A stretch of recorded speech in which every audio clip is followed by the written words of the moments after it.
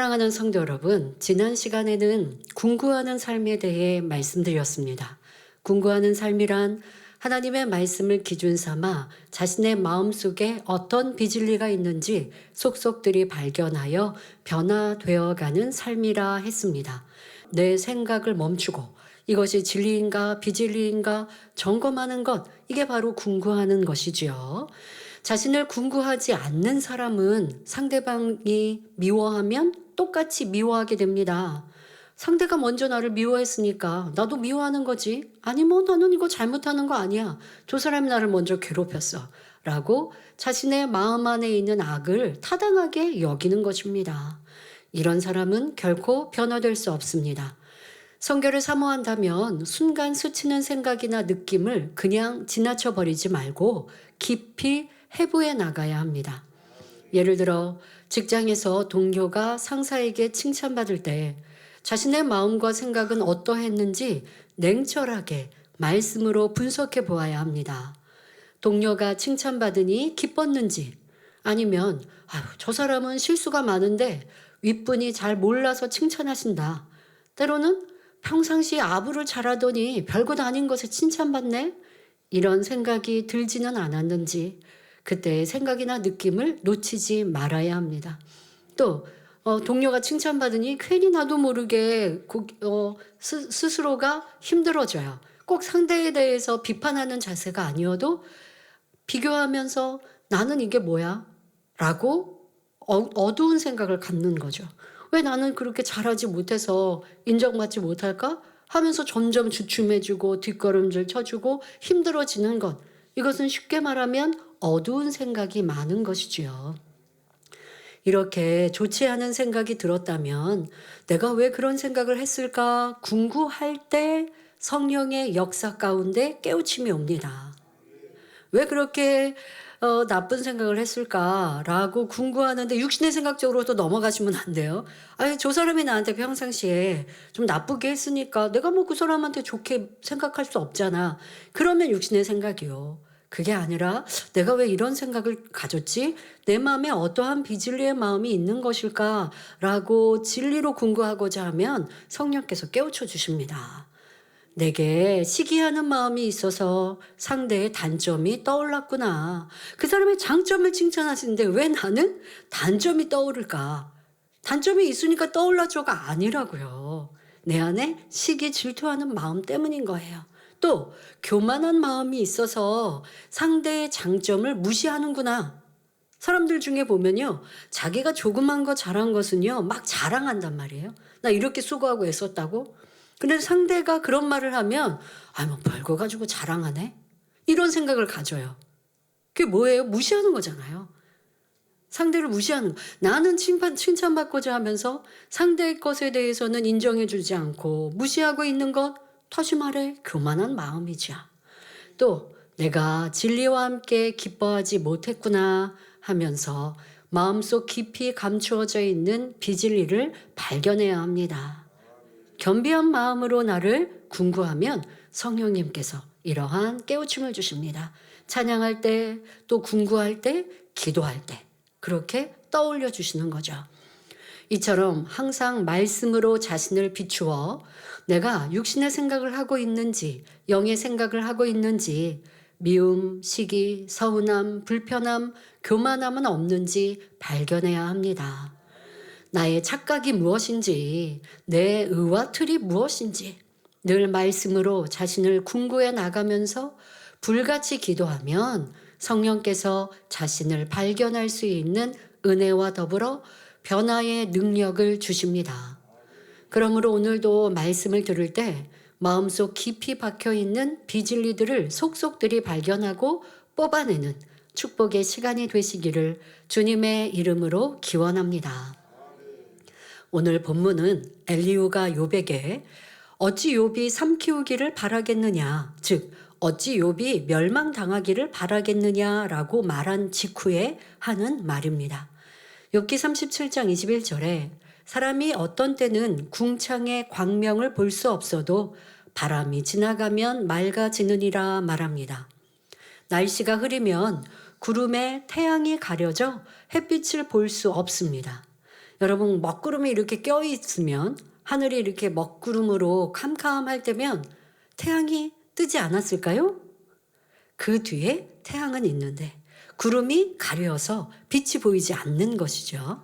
자, 이러한 상황을 설명합니다. 그러나 바람이 불어 구름이 지나가면 다시 태양을 볼 수 있지요. 엘리후가 이 말을 하는 것은 지금까지 욥과 수많은 변론을 하면서 질책해 왔지만 그래도 한 가닥의 정이 남아있기 때문입니다. 욥이 너무나 미운 한편 그의 처지가 처량하고 불쌍하니 마지막으로 결론을 지어가면서 욥에게 소망을 주고자 하는 것이지요. 욥이여, 장마가 계속되어 천둥 번개가 치는 것을 보고 있노라면 이 비가 언제쯤 그칠까 답답한 마음이 들지만 어느 순간 하나님이 바람을 보내주시면 구름이 순식간에 흩어져 맑은 태양을 볼 수 있지 않습니까? 당신도 하나님이 역사하신다면 순간에 응답해 주실 수 있으니 너무 낙심하지 마십시오. 이런 의미로 말하는 것입니다. 하지만 욥은 이미 모든 힘을 상실한 상태였기에 이런 말은 아무 소용이 없습니다. 욥의 친구들과 엘리후는 그동안 욥을 향해 혹독한 비난과 책망, 저주의 말을 쏟아냈습니다. 그들의 계속되는 질타에 욥은 그나마 갖고 있던 소망마저 끊어져 버리고 말았지요.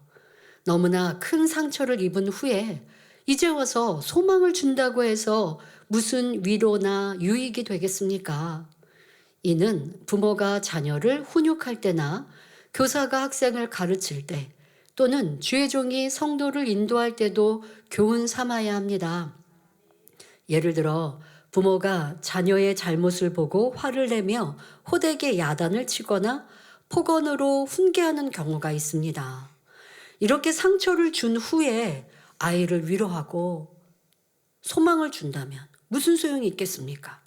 아이에게 잘못한 것을 지적하는 것은 필요하죠.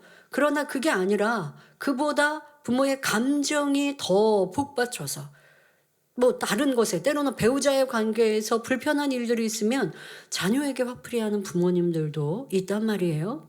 아니면 내가 너무 아이를 키우면서도 왜 좋은 일만 있겠습니까? 그 자체가 힘들 수 있습니다. 아이가 내 마음처럼 내 뜻대로 안 되어질 때, 아니면 가정에 물질의 어려움이 있을 때, 힘들고 내 육체도 힘들고 정신적으로 힘드니 아이에게 조그만 것을 잘못했는데 크게 화를 내거나 짜증을 내거나 하는 부모님들이 있어요. 그런데 하다 보면 좀 민망하잖아요. 미안하잖아요. 그러니까 아유 내가 너 사랑해서 그래. 이거는 소용이 없습니다. 혹여 잠언 13장 24절에 초다를 참아 못하는 자는 그 자식을 미워함이라. 자식을 사랑하는 자는 근실이 징계하느니라 하는 말씀으로 부모가 자신의 감정을 합리화해서는 안 됩니다.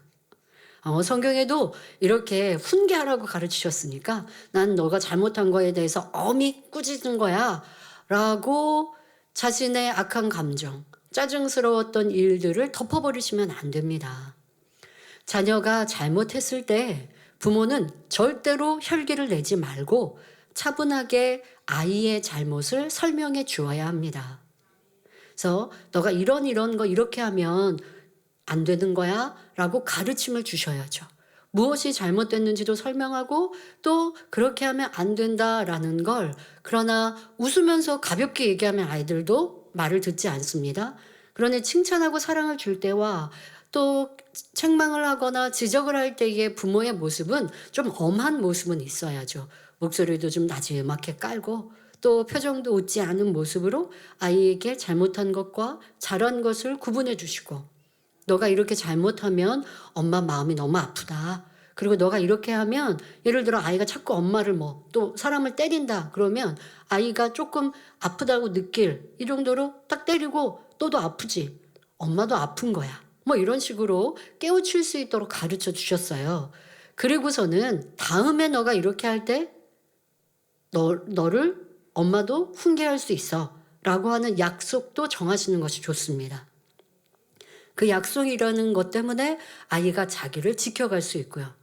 그리고 다음에 그 약속에 따라 저희는요, 부모님이 특히 이제 원로 목사님께서는 저희를 키우실 때 한 번, 두 번까지는 말로 가르치세요.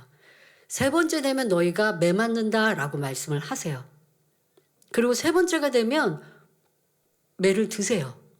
그런데 부모님들이 아이들이 이제 매를 붙잡고 막 늘어지고 다 잘못해서 다음엔 안 그럴게 하고 뭐 애교라도 부르면 부모님들이 마음이 녹아지거나 해서 엄히 꾸중하지 못하실 때가 있는데 원로 목사님은 안 그러셨어요. 첫 번째, 두 번째는 훈계, 말씀으로 설명을 잘 해주세요. 그것 또한도 어미 있게.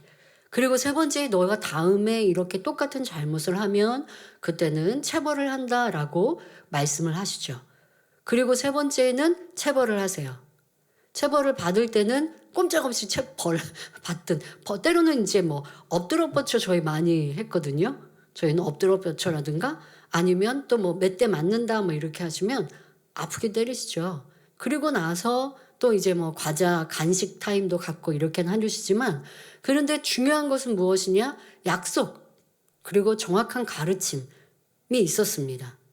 그리고 그렇게 정확한 가르침에 따라서 내가 잘못했다는 것을 느끼는 거죠.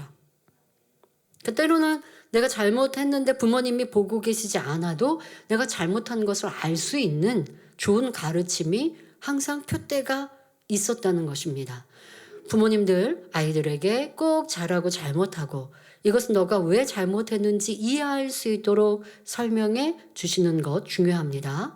그래서 아이가 스스로 잘못한 것을 깨닫고 고개를 끄덕끄덕하게 해야 합니다. 아이가 잘못을 인정할 때 그에 합당한 징계를 받아도 억울하거나 상처받지 않고 이런 벌은 아이에게 약이 됩니다. 그리고 징계 후에는 반드시 자녀에게 따뜻한 위로와 소망을 주어야 합니다. 아들아, 딸아, 내가 너가 잘 되기를 바라는 마음으로 벌을 주었지만 엄마도 아빠도 마음이 너무 아프단다. 앞으로는 이런 일이 없기를 바란다. 라고 말하며 자녀를 위로하고 사랑을 보여주면 자녀는 부모의 마음을 이해하고 오히려 감사할 것입니다. 그런데 감정 섞인 어투와 감정 섞인 어떤 체벌, 그것은 안 됩니다. 아이를 변화시킬 수 없고요. 삐뚤어 나갑니다. 이처럼 사랑의 징계는 자녀가 잘못을 인정하고 회개하게 만들며 같은 잘못을 반복하지 않도록 도와줍니다. 반대로 부모가 자녀를 혼낼 때 욱하는 감정으로 야단치거나 또 과하게 매를 든다면 역효 효과가 납니다. 특히 자녀가 실수로 무엇을 잘못했을 때 아직 아이들이 분별하지 못하거나 잘 못해서 잘 몰라서 실수했을 때 그럴 때는 부모님들이 가르치셔야 되는데 잘못을 잘 몰라서 실수를 했는데 부모가 거기에다 대고 화를 참지 못해서 심하게 혼내면 자녀는 억울함을 느끼고 속으로 불만을 품게 되죠. 그래서 말씀드린 대로 한 번, 두 번은 말로 가르치시고 그리고 잘못에 대해서 깨우칠 수 있도록 알려주시는 게 중요합니다. 그런 앞에 순서 없이 무조건 매를 드신다고 아이들이 부모를 두려워하거나 가르침대로 따르는 게 아닙니다. 그냥 매가 아파서 무서워서 그렇게 하지만 왜 그래야 하는지 깨닫지 못하면 성장하는 자녀가 될 수 없어요. 그냥 부모님을 무서워해서 눈치만 보는 거고 부모님 있을 때만 잘하는 거고 그럼 뒤에 가서 집 밖에 나가면 또 더 크게 잘못하는 거고 그런 자녀가 아니라 스스로가 생각하여서 부모의 가르침에 따라 이것은 잘하는 것, 이것은 못하는 것, 이거는 야단 맞을 것, 뭐 이렇게 스스로 생각할 수 있어요, 아이들도. 그러니 한 번, 두 번 설명해 주시고 깨우쳐 주시고 그리고 혹여 체벌을 하실 때는 이러한 순서가 있다는 거 꼭 아셔야겠습니다. 이런 좋은 교육 방식은 자녀에게 좋은 교육 방식, 사랑으로 또 어떤 순서에 따라서 약속에 따라서 아이들을 가르칠 때는 변화를 주지만 그렇지 않고 부모님의 감정에 따라 그냥 기분 좋으면 잘못했어. 너 알았어. 내가 용서해 줄게. 부모님이 그러셨다가 어떨 때는 부모님이 뭔가 밖에 나가서 안 좋은 일이 있으니까 조그만 것에도 크게 역정을 내시고 체벌을 하신다면 아이가 분별을 할 수가 없는 거예요. 정확한 잣대가 없잖아요. 뭘 잘못했는지 안 잘못 그러면 아이들은 어떻게 하냐? 부모님이 기분 좋나 안 좋나만 살피는 거예요. 엄마가 기분 좋으면 잘못했어도 넘어가고 기분이 나쁘면 조금만 잘못도 크게 야단 맞고 뭐 눈치 보는 아이가 되지 스스로가 분별할 수 있는 능력을 갖지 못하는 것입니다. 자, 이러한 교육 방식은 자녀에게 변화를 주는 것이 아니라 오히려 반발심을 키우며 부모에 대한 존경심도 사라지게 만듭니다. 그러니 삐뚤어 나가며 부모의 사랑을 느끼지 못하여 방황하는 청소년으로 성장하지요. 그런데 하나님께서도 자녀된 우리가 잘못할 때 훈계하십니다. 그러나 즉각적으로 징계하지 않으시며 여러 차례 참고 기회를 주십니다. 필요에 따라 우리를 징계하신다 해도 이는 사랑의 표현이라 했지요. 이것을 가정이나 직장 모든 분야에서 잘 적용하시기 바랍니다. 여러분의 삶에서요. 이미 성인이 되신 우리 성도님들, 자녀도 내가 다 키워서 이제 어른이 되었어요. 그런데 이런 말씀 들어보니까 나는 내 자녀를 바르게 교육하지 못했구나. 때로는 감정적으로 했구나. 라고 하면 좋은 때에 또 미안하다 하시고 풀면 어렸을 때 상처받은 자녀의 마음도 또 녹아날 수 있거든요. 그리고 여러분들의 지금의 모습에서도 사람과의 관계에서 내가 꼭 부모 자녀뿐만이 아니라 직장에서도 그리하고 교회 안에서도 그리하고 누군가를 권면을 할 때 지적을 할 때도 잘 생각해 보시면 여러분들도 더 덕스러운 아름다운 사람이 될 수 있습니다. 자, 특히 윗사람이 아랫사람을 대할 때 결코 감정적으로 대응하지 말고 사랑으로 대하시기 바랍니다. 이어지는 본문 또한 욥에게 소망을 불어넣어 주고자 하는 말입니다.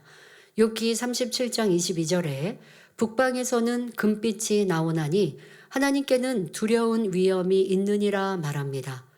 북방에서 금빛이 나온다는 것은 무슨 의미일까요? 여기서 금빛은 아름답고 변함없으신 하나님의 빛을 의미합니다. 북방을 대표하는 북극을 떠올려 보시기 바랍니다. 황량하고 얼어붙은 땅은 생각만 해도 차갑게 느껴집니다. 그곳에는 식물이 거의 없고 동물도 찾아보기 어렵습니다. 그런데 이러한 북극에도 햇볕은 쨍쨍하게 비칩니다. 특히 얼음산이나 눈 덮인 벌판에 햇빛이 반사될 때는 은빛 또는 금빛을 발산하여 다른 어떤 곳보다 더 아름답게 보이기도 합니다. 그래서 북방에서 금빛이 나온다라는 말이 충분히 이해되시죠? 이런 설명 듣기 전에는 북방? 북극? 북극하면 그냥 얼음만 생각을 추운 얼음, 황량한 이런 얼음밭을 생각하실 텐데 이곳에 태양빛이 더 금빛처럼 아름답구나라는 것이 느껴집니다. 엘리후는 황량한 얼음 땅에서는 빛이 없을 것 같지만 그곳에도 하나님의 빛은 항상 존재하고 있음을 말하고 있습니다. 즉 어느 곳에서도 하나님의 위엄과 능력이 함께한다는 사실을 설명하는 것입니다. 성도 여러분, 이번에는 뜨거운 태양이 이글거리는 사막을 떠올려 보시기 바랍니다. 풀 한 폭이 나무 한 그루 없이 모래로만 뒤덮인 사막에도 하나님께서는 오아시스를 마련하여 사람들이 살아갈 수 있게 해주셨습니다. 또 바위 틈에 뿌리를 내린 나무나 돌틈에서 자라나 꽃을 피우는 식물들을 보면 얼마나 경이롭고 신기한지요. 이게 돌 틈에 식물이 자라날 때 보면 어떻게 이곳에서 자라날까 하는데 돌 사이에 조그만 흙, 그 흙에 씨가 떨어지면 거기에서 뿌리를 내리고 그리고 자라나더라는 것이죠. 이처럼 어떤 상황에서도 하나님의 빛은 존재합니다. 엘리후는 이러한 비유를 통해 소망의 하나님을 욥에게 심어주고 있습니다. 또한 하나님은 두려운 위험 가운데 거하시는 분임을 말하고 있습니다. 즉 하나님께서는 두려운 위험이 있으니 이런 하나님 앞에 따지지 말고 이제라도 잘못했다고 무릎 꿇으십시오. 그러면 하나님은 당신을 회복시켜 주실 수도 있습니다. 라고 말하는 것입니다. 우리 하나님께서는 어떤 절망적인 상황도 희망으로 바꾸실 수 있습니다. 그런데 많은 사람이 어려움에 직면했을 때 이 문제는 누구도 해결할 수 없을 거야 라고 생각합니다. 특히 하나님을 믿지 않거나 믿는다 해도 진리를 모르는 사람들은 쉽게 절망에 빠집니다. 혹시 여러분 중에도 우리 교회에서는 기서와 표적이 끊이지 않고 각종 질병이 치료된다고 하지만 내 병은 안 될 거야. 내 상태가 너무 심각해서 병원에서도 안 된다고 했으니 나는 안 될 거야 라고 생각하시는 분이 계십니까? 꼭 질병뿐만 아니라 여러분들의 가족의 문제, 내 영혼의 문제, 어떤 경우는 아유 나는 왜 이렇게 태어났나? 내 성격은 왜 이렇게 못났나? 왜 나는 좋은 부모 밑에 태어나고 좋은 환경 속에 성장하지 못해서 그래서 왜 이렇게 성격이나 뭐 이런 내 근본의 내 마음, 내 중심, 내 근본이 왜 이렇게 못됐나? 라고 스스로에게 지치신 경우 있으십니까? 그러나 나를 창조하신 분도 나를 변화시키실 분도 하나님이십니다. 그래요. 나는 안 돼요. 나는 할 수 없어요. 그러나 하나님으로는 하실 수 있다라는 것을 기억하시길 바랍니다. 하나님께서는 내 믿음대로 되라 말씀하셨습니다. 그러니 여러분이 안 된다고 믿으면 정말로 안 되는 것이고 된다고 믿으면 되는 것입니다. 그러면 무엇을 믿는 것입니까? 전지전능하신 하나님을 믿는 것입니다. 그분이 하신다고 말씀하시는데 왜 내 생각으로 안 될 것이라고 부정합니까? 치료는 내가 아니라 하나님께서 하시는 것입니다. 하나님 앞에 나아가 그분의 능력과 은혜를 믿고 전적으로 의지해야 합니다. 하나님께 나아왔다면 됩니다 라고 믿음으로 고백해야 합니다. 하나님 앞에는 작은 문제나 큰 문제나 똑같습니다. 예를 들어 감기는 가벼운 질병이니까 치료하기 쉽고 암은 중한 질병이니까 치료하기 어렵다라는 논리가 하나님 앞에는 아무런 의미가 없다는 말입니다. 그러한 것들은 여러분 이 재단에서 얼마나 많이 치료되었습니까? 각종 암들이 치료되었고 전이된 것도 치료하시고 에이즈가 치료받고 유행성 질병들이 치료받는 일들 아니 될 것이 없는 하나님을 우리는 무수히 듣고 보고 체험했습니다. 그런데 상대에게는 하나님이 역사하셨는데 나에게도 왜 안 하시겠냐는 거예요. 내가 믿음만 가지고 나오면 하나님을 기쁘시기만 하면 안 될 것이 없는데 자꾸 나는 부족해요. 나는 안 돼요. 하나님 왜 나는 응답 안 해주세요. 하고 있으면 됩니까? 내게 문제가 있는 것이죠. 자, 우리가 믿고 의지하는 그분은 말씀으로 천지 만물을 창조하시고 죽은 자를 살리시며 역사를 주관하시는 분입니다. 홍해를 가르고 여리고성을 무너뜨리며 해와 달을 멈추게 하셨습니다. 이런 분 앞에서 나는 안 될 거야 라고 하면 하나님의 능력을 부인하는 것이나 다름없습니다. 문제는 우리의 믿음입니다. 우리의 믿음이 문제의 크고 작음을 스스로 제한하여 하나님의 능력을 온전히 받지 못하는 것이지 하나님은 언제나 전능하십니다. 사업, 자녀, 부부, 동료 간의 문제 등 어떤 문제도 하나님 앞에서 불가능한 것은 없습니다. 잠언 16장 7절에 사람의 행위가 여호와를 기쁘시게 하면 그 사람의 원수라도 그로 더불어 화목하게 하시느니라 말씀했습니다. 누구든지 하나님을 경외하며 말씀대로 살아가면 이 자체가 하나님을 기쁘시게 함으로 원수까지도 화목하게 해 주십니다. 하물며 남편과 아내, 부모, 자녀는 원수도 아닌 가족인데 어찌 화목하게 해 주시지 않겠습니까? 어떤 문제라도 하나님이 역사하시면 한순간에 해결될 수 있습니다. 예를 들어 엘리야는 3년 반 동안 비가 오지 않는 상황에서도 작은 구름 조각을 보고 큰 비가 올 것을 믿었습니다. 그러니까 믿음으로 기도했어요. 믿음으로 기도하고서는 그 사환에게 너가 저기 산 꼭대기에 가서 구름이 있나 없나 하늘을 보아라. 이제 3년 반 동안 비가 오지 않는 곳에는 비가 내리려는 조짐이 무엇이에요? 구름이 생성된 것을 보면 비를 내리시는구나 라고 믿을 수 있고, 또 이제 곧 비가 내릴 것을 알 수 있지요. 열심히 믿음으로 기도했어요. 사원에 가서 하늘을 보았는데 어떤 변화가 없어요. 그랬더니 또 열심히 기도하고 또 가서 보아라. 이곳을 6번이나 했는데도 아무런 변화가 없어요. 보통 사람은 어떻게 할까요? 지치죠. 안 되나 보다. 내가 하나님의 음성을 잘못 들었나? 하나님의 뜻이 아니었는데 내가 성급했나? 의심한단 말이에요. 7번까지 온전히 믿어드리는 것, 그것이 하나님의 역사를 끌어내릴 수 있는 것입니다. 자, 7번째. 사원에 갔더니 손바닥만한 구름이 보입니다.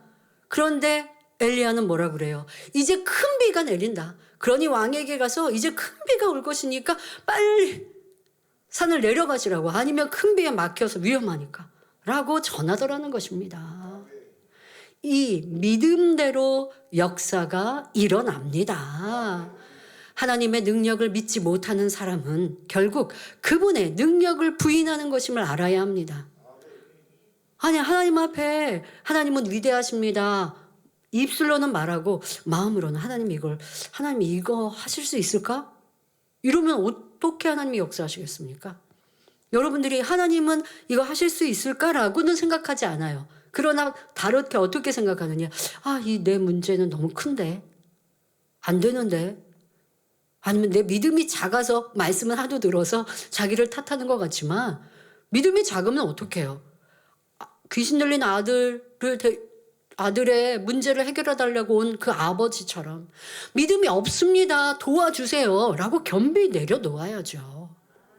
그런데 그냥 믿음이 내가 부족해서 또 안 됐나? 그럼 이번엔 안 되나 봐.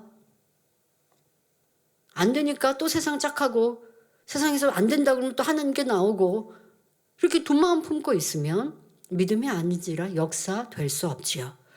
우리가 해야 할 일은 우리 힘으로 문제를 해결하려는 것이 아니라 하나님께서 모든 것을 가능하게 하신다는 믿음을 갖는 것입니다. 여러분의 믿음만큼 축복받고, 믿음만큼 건강해지며, 믿음만큼 가정에 평화가 찾아오는 것입니다. 각 분야에서 믿음만큼 시험과 환난이 떠나고 원수마귀도 물러가지요. 그러니 믿음이 있으면 염려할 것이 하나도 없습니다. 그러므로 더욱 큰 믿음으로 하나님을 기쁘시게 함으로 여러분의 삶에 응답과 축복의 간증이 늘 넘치시기를 바랍니다. 이어지는 본문을 보면 욥기 37장 23절에 전능자를 우리가 측량할 수 없나니 그는 권능이 지극히 크사 심판이나 무한한 공의를 굽히지 아니하심이라 말합니다. 전능하신 창조주 하나님을 피조물인 우리가 측량할 수 없다는 것은 너무나 당연한 말입니다. 또 하나님은 권능이 지극히 크시며 모든 일에 의롭고 공정하십니다. 엘리후가 욥에게 이렇게 당연한 말을 하는 것은 다음과 같은 의도를 담고 있습니다. 하나님은 공의로운 분이십니다. 그러니 욥 당신이 원망한다고 해서 하나님께서 마음먹은 것을 굽히실 분이 아닙니다. 이러한 의미이지요. 이 말 자체는 옳은 것 같지만 사실은 엉터리 판정에 지나지 않습니다. 왜냐하면 이는 어둠 속에 살아가는 사람에게 적용되는 말이기 때문입니다. 악한 사람들이 하나님을 원망한다고 해서 하나님께서 공의를 굽히지 않으십니다. 하지만 악인이라도 회개하고 돌이켰을 때는 하나님께서 다시 긍휼을 베풀어 주시고 용서해 주시지요. 그런데 욥은 하나님을 경외하며 선한 일을 많이 행하는 사람이었기에 엘리후의 말이 욥에게는 해당되지 않습니다. 우리는 하나님의 말씀을 사람의 상황에 맞게 필요적절하게 사용할 수 있어야 합니다. 그렇지 않으면 엄청난 오류를 범할 수 있습니다. 깨어 기도하는 사람들은 성령의 역사 가운데 하나님의 지혜를 받기 때문에 말씀을 때에 맞게 적절하게 적용할 수 있습니다. 또한 우리 하나님은 공의보다 먼저 사랑이 앞서는 분임을 알아야 합니다. 하나님께서는 구약 시대에는 공의대로 역사하셨습니다. 그래서 눈에는 눈, 이에는 이라고 하는 공의의 원리가 정확히 적용되었지요. 그러나 신약 시대는 성령의 시대, 은혜의 시대입니다. 예수님께서 이 땅에 오셔서 사랑을 통해 율법을 완성시키신 후에는 원수도 사랑하라 말씀하십니다. 신앙인들이 아직 사랑이 부족할 때는 마치 자로 잰 듯이 이것은 이래야 돼, 저것은 저래야 돼 하면서 공의를 주장하는 것을 볼 수 있습니다. 그러나 사랑이 없는 공의는 울리는 꽹과리와 같다는 사실을 알아야 합니다. 바로 사랑 안에 공의가 담겨 있어야 하는 것입니다. 예를 들어 하나님께서는 요나가 불순종했다 해서 버리신 것이 아니라 돌이킬 수 있는 기회를 주셨습니다. 요나가 큰 물고기 뱃속에서 금식하며 감사와 회개의 기도를 올리자 다시 살려주시고 사명을 감당할 수 있게 해주셨지요. 이것이 바로 사랑 안의 공의입니다. 또 가늠하다 현장에서 붙잡힌 여인을 보고 사람들은 공의를 적용하여 당장 돌로 쳐서 죽이는 것이 마땅하다고 생각했지만 예수님께서는 그들에게 죄 없는 자가 먼저 돌로 치라 말씀하셨습니다. 그리고 여인에게는 나도 너를 정죄하지 아니하노니 가서 다시는 죄를 범치 말라 하셨지요. 사랑으로 용서하신 뒤 다시는 죄를 짓지 말라고 공의를 선포하신 것입니다. 38년 된 병자에게도 치료해 주시는 것으로 끝난 것이 아니라 더 심한 것이 생기지 않게 다시는 죄를 범치 말라 말씀하시므로 사랑 안에 담긴 공의를 선포하셨지요. 사랑과 은혜를 입었으니 또 죄를 지어도 된다는 것이 아니라 이제 성령의 능력으로 마음의 할례를 함으로써 주님의 마음을 닮아가라는 말씀입니다.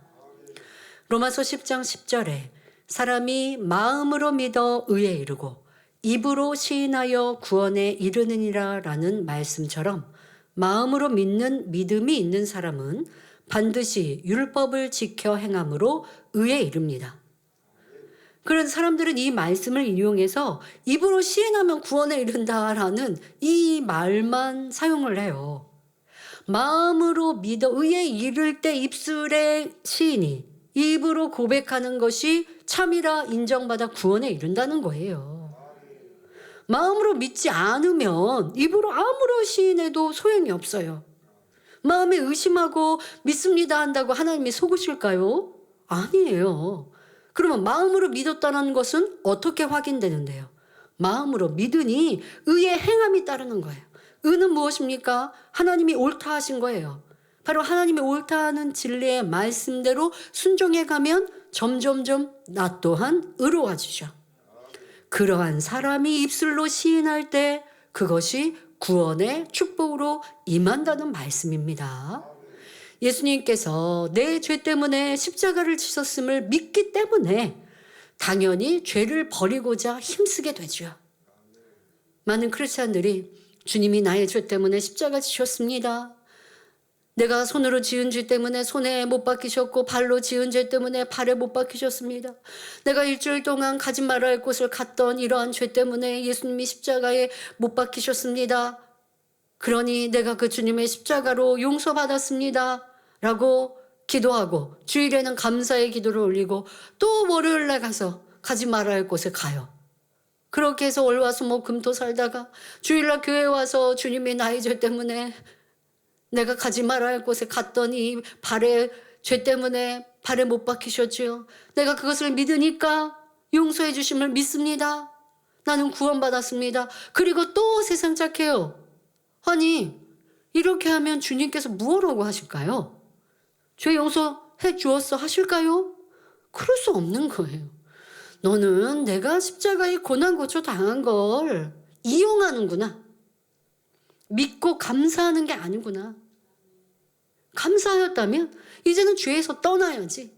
어떻게 또 예수님이 나의 죄 때문에 십자가에서 고난 고초 당하기를 바라느냐? 되물으실 거예요. 진정 믿기에 다시는 죄를 범치 않는 것이 참으로 믿는 믿음이라는 것입니다. 그리하여 악을 행하던 사람이 선을 행하며 행위적인 번제뿐만 아니라 마음의 죄성까지 벗어버리며 의롭게 변화되어 가는 것입니다.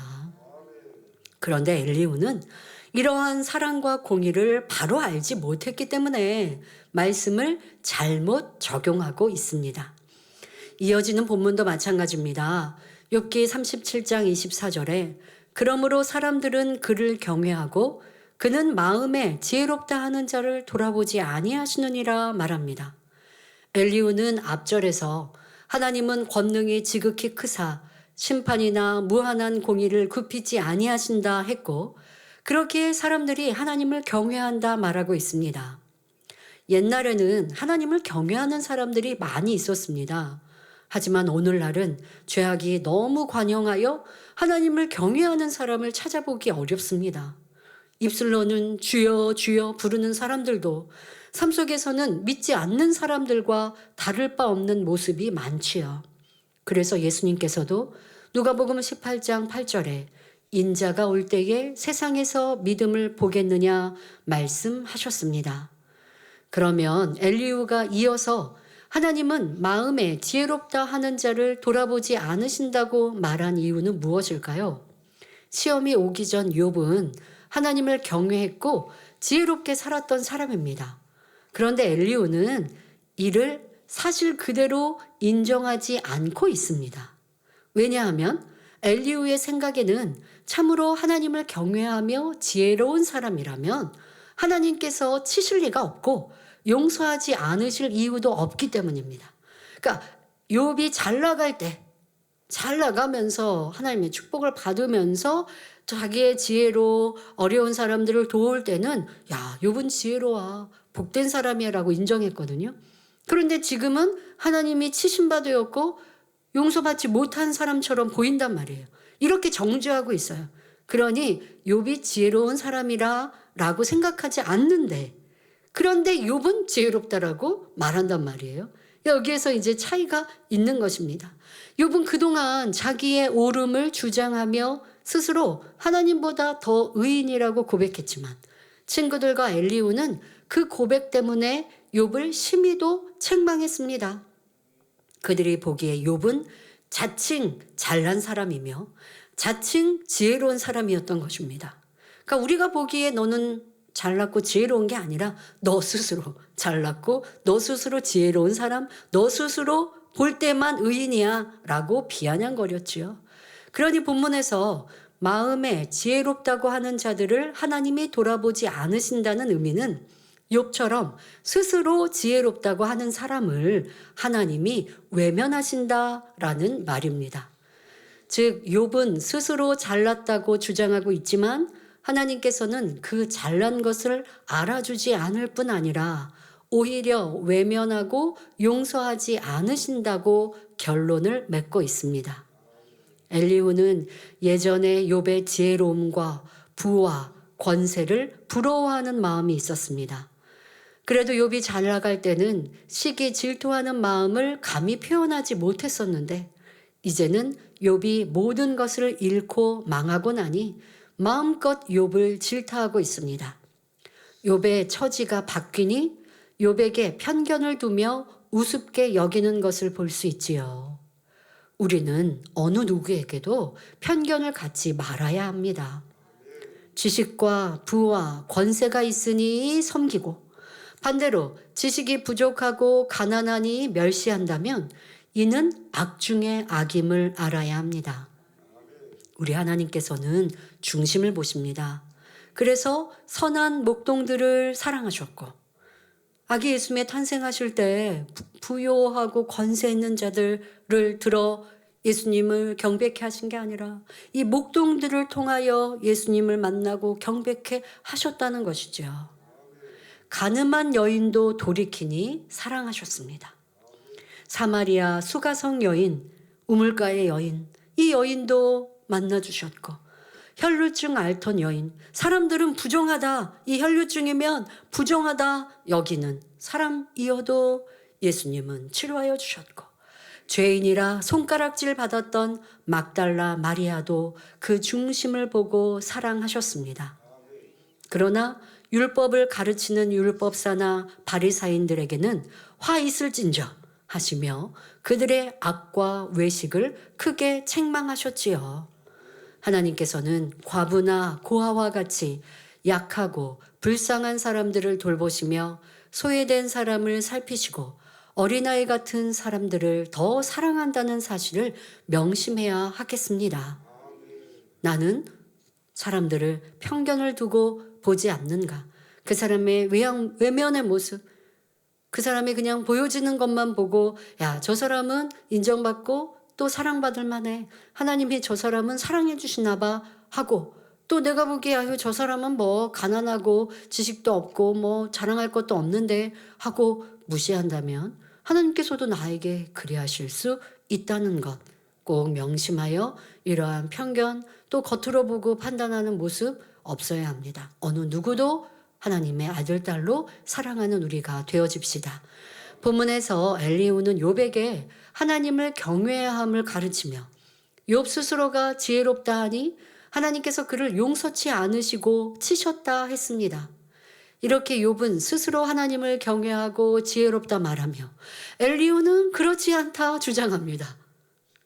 지금 서로가 하나님을 경외하는 의미 또 지혜롭다라고 하는 의미가 다르죠. 왜? 같은 것을 보고 스스로 의롭다, 지혜롭다. 또 반대쪽에서는 그거 의로운 거 아니고 지혜로운 거 아니야 라고 평가하고 있습니다. 자, 그러면 하나님을 경외하는 것이란 무엇이며 참된 지혜는 무엇일까요? 성경에서 답을 얻어야 하죠. 잠언 8장 13절에 여호와를 경외하는 것은 악을 미워하는 것이라 했습니다. 여호와를 경외하는 사람을 찾으려면 악을 미워하는 사람을 찾으시면 되겠죠. 자, 이 말은 악한 사람들을 미워하라는 것이 아니라 내 안에 악을 미워하라는 말씀입니다. 여러분들 가지고 있는 악을 얼마나 미워하십니까? 누구를 내가 저 사람이 영 불편하고 저 사람이 영 싫습니다. 그럴 때 내 안에 어떻게 이런 미움이 있을 수 있어? 하고 가슴을 치며 이 미움을 빼내기 위해서 간절히 기도하셨습니까? 이게 내 안에 있는 미움을 미워하는 것이죠. 그런데 내 안에 미움, 내 안에 악한 감정을 미워하는 게 아니라 상대방을 미워하고 있으면 하나님을 경외하는 것이 아닙니다. 또한 잠언 9장 10절에 여호와를 경외하는 것이 지혜의 근본이란 말씀하십니다. 다시 말하면 악을 미워하고 선으로 채우는 것이 하나님을 경외하는 것이요. 또 이는 바로 지혜의 근본이라는 것입니다. 그래서 하나님을 경외함으로 악을 버리고 성결되면 위로부터 지혜가 임합니다. 잠시 하나님을 경외하는 것이 얼마나 큰 복인지 살펴보겠습니다. 잠언 14장 27절에 여호와를 경외하는 것은 생명의 샘이라 사망의 그물에서 벗어나게 하느니라 말씀합니다. 여기서 생명의 샘이란 생명의 근원, 즉 영생의 길로 이끄는 영생수를 의미합니다. 사망의 그물이란 로마서 6장 23절에 죄의 삭은 사망이라 하신 대로 영원한 사망으로 이끄는 죄를 말합니다.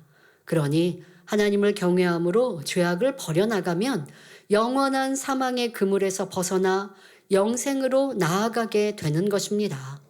또한 잠언 19장 23절에 여호와를 경외하는 것은 사람으로 생명에 이르게 하는 것이라 경외하는 자는 족하게 지내고 재앙을 만나지 아니하느니라 말씀합니다. 하나님을 경외하면 영생에 이를 뿐 아니라 이 땅에서도 만족을 누리며 아무 재앙도 만나지 않는다는 말씀입니다. 왜 그럴까요?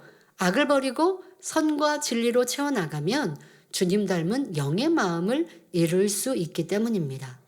그러면 영혼이 잘된 같이 범사가 잘되는 축복이 임하여 몸도 강건하며 범사에 형통하게 되는 것이지요.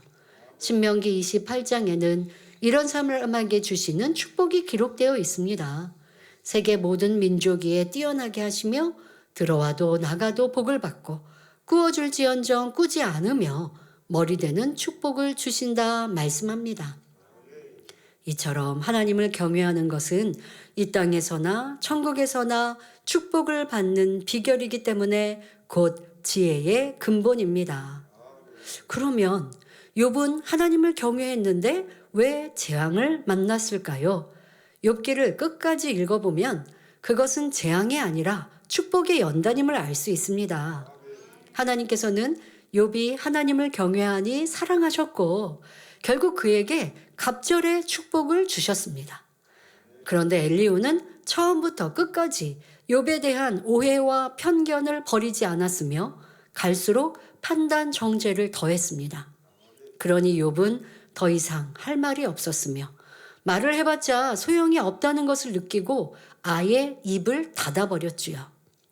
욥이 아무 말을 하지 않고 잠잠하니 38장에서는 드디어 창조주 하나님께서 등장하십니다. 기대되시죠? 여기서부터는 다음 시간에 살펴보겠습니다. 결론을 말씀드립니다. 사랑하는 성도 여러분, 하나님을 경외한다는 것은 곧 악을 미워하여 버리고 선으로 채우며 의와 진리 가운데 나아가는 것이라 했습니다. 이러한 삶이 또한 하나님을 사랑하는 삶이지요. 즉 하나님을 경외하는 자체는 곧 하나님을 사랑한다는 것이고 또한 하나님을 사랑하기 때문에 경외하는 것입니다. 잠언 8장 17절에 나를 사랑하는 자들이 나의 사랑을 입는다 말씀하셨으니 하나님을 경외하는 사람은 누구나 하나님의 사랑을 받을 수밖에 없습니다. 때로는 교회를 오랫동안 다니면서도 하나님을 만나지 못했다라는 분들이 있죠. 얼마나 신앙생활이 힘들까요? 어떤 사람은 내가 이렇게 기도했더니 하나님이 나를 만나주셔서 응답해 주시고 문제 해결해 주셨습니다. 하나님을 만난 간증을 합니다. 어떤 분들은 중한 질병을 치료받아 하나님을 만났노라 고백합니다. 그런데 나는 교회 생활을 이렇게 오랫동안 해도 눈을 감고 기도한다고 하나님의 음성이 들리는 것도 아니면 찬란한 빛이 보이는 것도 아니고 그렇다고 하나님이 안 계신 것 같지도 않은데 하나님을 만나고 체험한 뭔가의 신앙의 은혜가 없을 때 참으로 안타깝지요. 자, 그런 분들이라면 하나님을 사랑하시고 간절히 찾아보십시오. 그럼 하나님도 뜨겁게 만나주세요. 구체적인 사랑과 하나님을 간절히 찾는 방법이 지금 말씀드린 것처럼 하나님을 경외하는 것. 다시 말해 하나님의 말씀대로 지켜 행하는 것이라고요. 그런 분들께 질문을 합니다. 얼마나 하나님의 말씀을 읽고 그 말씀 속에 자신을 비추어 하나님의 뜻과 반대되는 죄악을 찾고 버리고자 기도하고 계십니까?